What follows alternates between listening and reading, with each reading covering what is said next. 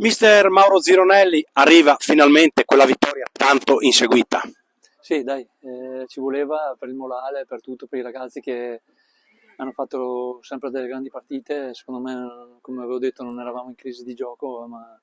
solamente dei risultati. Questo magari è stata anche la partita un po' più combattuta, nel senso che abbiamo fatto bene nel primo tempo, siamo andati meritatamente in vantaggio,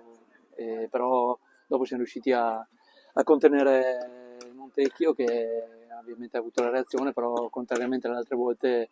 abbiamo tenuto botta e anche se non siamo stati bellissimi da vedere nel secondo tempo, però l'importante era portare a casa i punti che questi ragazzi si sono meritati ampiamente perché si sono sacrificati tutti quanti. Abbiamo giocato con due punte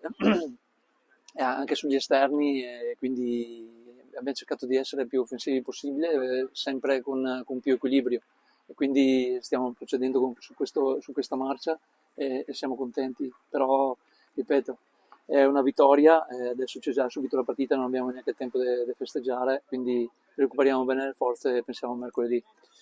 Mister, tu sei vicentino, è arrivata proprio in terra vicentina la prima vittoria, dai, hai sentito un po' aria di derby? Sì, dai, per me è un derby, ma ti ripeto, abbiamo passato, che poi alla fine sono solo 15 giorni, abbiamo fatto 4 partite in 15 giorni, quindi mi è dispiaciuto a raccogliere così poco in questo periodo. Non mi era mai capitato, però può capitare, succede. E l'importante è che abbiamo reagito e abbiamo portato a casa una partita fondamentale perché i ragazzi li avevo visti un po' giù e mi dà fastidio questa cosa perché sono impegnati tanto in questi 2 mesi ed è giusto che raccolgano quello che si meritano. Adesso recuperiamo bene e pensiamo alla prossima. Mister, è brutto fare nomi, però che qualità Furlan su quella corsia e davanti, quanta veramente fatica. Pegollo non è andato in gol, ma ha fatto un lavoro di sacrificio incredibile. Sì, fa un grande lavoro sporco, adesso speriamo che abbia anche un po' d'aiuto da parte dei compagni, che in questo momento qualcuno è infortunato, qualcuno